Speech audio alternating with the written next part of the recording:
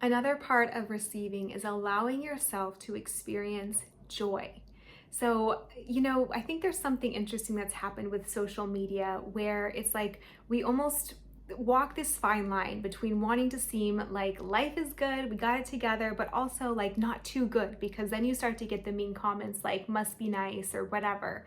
But joy is actually something so beautiful. And if you have the chance in this season of your life to experience it, you've got to go for it. My thoughts on joy were forever changed when I once heard Oprah talking with shame researcher Brené Brown. She's also a best-selling author, so you may have heard of her in those circles. But Brené Brown said that she was once talking to this man who had lost his life, has lost his wife, and she was asking him if he had any regrets. And what he said is, I always stayed within those middle range of emotions. I never went too high or too low. I didn't want to risk getting too excited and, feeling the fear of regret or losing anything.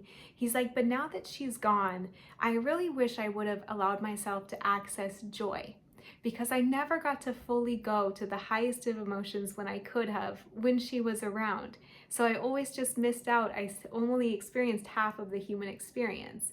And that to me just always stood out. I thought that was such a beautiful just reminder of like he'd had this life with someone he loved and he could have accessed joy, but instead he just held himself back a little and he stayed tucked in and he stayed in those mid-range of emotions.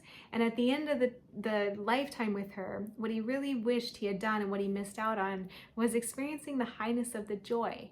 So I always try and remember that. And if you can allow yourself to go there and allow yourself to feel joy in the seasons when you have joy, it's just going to add such richness and color to the human experience. You already know that you will have to and be able to handle the seasons that are hard. Can you also allow yourself to access joy?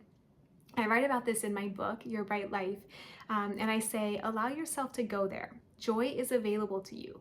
Gratitude is available to you.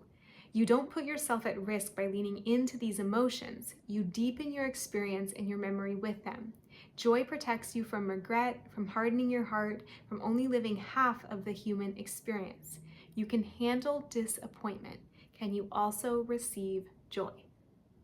So I'll let you think about that, and I'll include some journal prompts below.